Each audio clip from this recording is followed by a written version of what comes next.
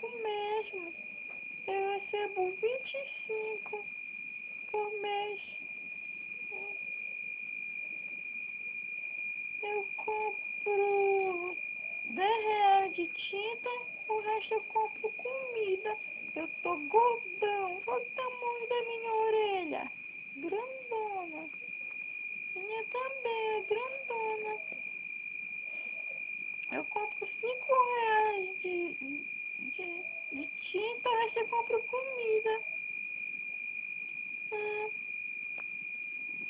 Você é muito legal. Você também. Eu já vou. Tenho que acordar cedo pra ir pra escola. Tá bom. Tchau. Ele é muito legal, né? Tchau. Fui. Até amanhã.